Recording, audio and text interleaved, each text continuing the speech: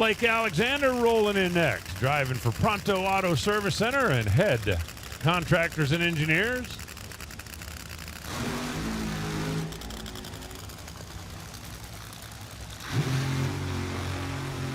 Understand that Jim Head has got some employees, friends, and folks out here enjoying a nice warm day at Heartland Motorsports Park. Head Contractors and Engineers builds low things like runways. And they've got a project going on here in Topeka. So he invited some of the employees and some of the folks from over there to come out here and check out the funny car operation. And his driver, Blake Alexander. Jim Head has been doing this for a lot of years. Not quite as many as Big Jim done, but he's been burning nitro for a while. Over on the other side of the racetrack is another one of those Gazoo racing Toyotas.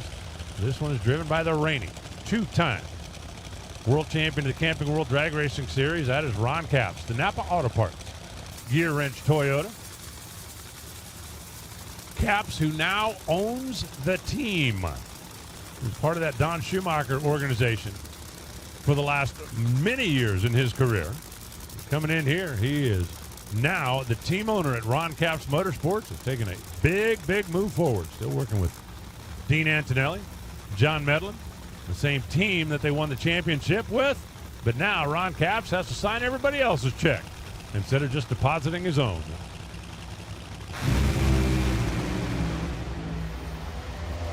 Blake Alexander drives into a little smoke. 4,100.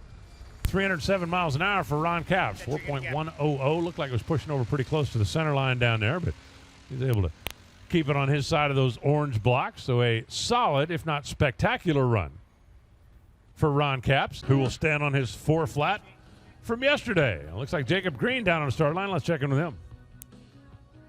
Here on the starting line with Dean Antonelli. Dean, really difficult conditions here on the racetrack this afternoon. What do you think of the 410 you just ran with Ron Capps? Well, probably had it backed up too much, put a hole out a little after 3 seconds, so it was okay. I want to give a heads up to all the fans bearing this heat. That's awesome. Take another look on the NHRA replay. Watch for that cylinder to go out. White mist out of the pipe. Yep, there it is. And that starts pushing Ron over. There's a lot of thrust coming out of those pipes. And basically, you've got, 4 cylinders on each side, 4 exhaust pipes on each side.